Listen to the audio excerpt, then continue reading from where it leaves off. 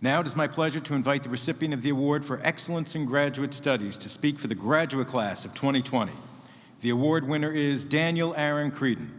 Dan earned his Master of Science in Physician Assistant Studies in 2020 and is currently an orthopedic physician assistant at the Hospital for Special Surgery and Lenox Hill Hospital in Manhattan.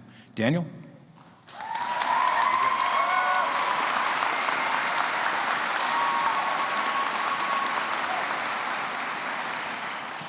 Good morning and welcome all.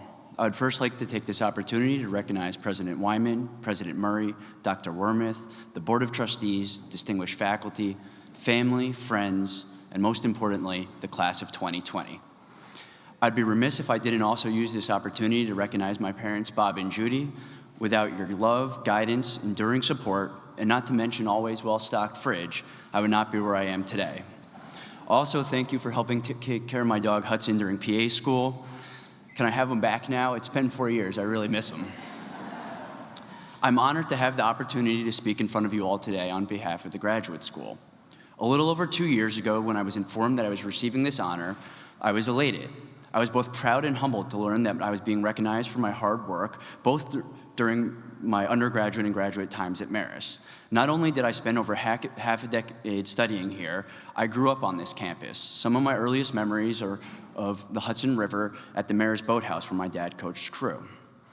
However, to be perfectly honest, once the thrill of receiving an award wore off, I was less than enthralled to realize that as my reward for this distinguished honor, I would have to give a speech in front of the entire class at commencement. So when I learned that our commencement ceremony, an opportunity to celebrate our accomplishments, was canceled, don't get me wrong, I, like you, was as disappointed as anyone, but I have to admit, part of me definitely thought, phew, no speech. That was a close one. And yet, 2 years later, here I am, and here you are. So thank you again, Marist. You'd think that I've had over 2 years to think about what to say today, so this would be easy. But the words I share with you today are much different than I would have shared 2 years ago.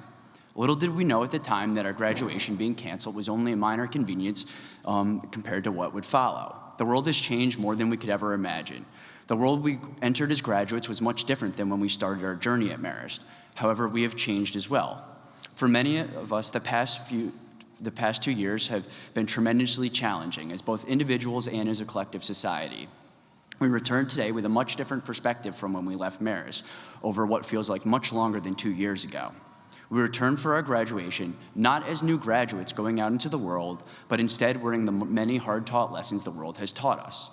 For many, our will, our resolve, our fortitude, the very fabric of who we are as individuals has been tested time and time again. Many here have had to experience hardship, uncertainty, loss, including members of our own graduate class. Thinking back upon the past 2 years, I was reminded of the opening to Chinua Achebe's novel, Things Fall Apart, which starts with a quote from William Butler Yeats's poem, The Second Coming.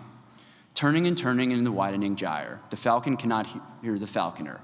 Things fall apart, the center cannot hold. Mere anarchy is loosed upon the world. Kind of dark, I know, but I'll explain. I currently work as an orthopedic PA. The majority of my days are composed of hammering, sawing, chiseling, sewing, fixing knees, hips, joints, looking at x-rays, adjusting pain medications. However, when I started as a newly minted PA, many elective surgeries were on hold in New York City.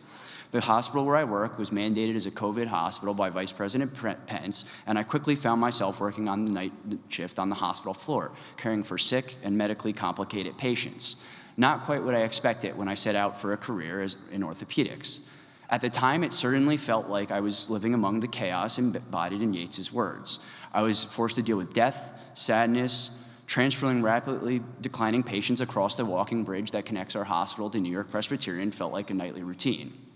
But what I learned from my experience was that contrary to Yeats's words, even when things fall apart, the center can hold. We have preserved and excelled and return today as firsthand proof that our time and experiences at Marist not only prepared us for our different careers, whether it's treating patients, working on sales pitches, composing lesson plans, but more abstractly, we learned how to adapt when our best laid plans fall apart. We all have our own story to tell, and the postponement of our commencement is the least of it. We quickly discovered that when serious health, economic, and social issues swept over us, it became more necessary to discover not what we wanted to be, but who we wanted to be.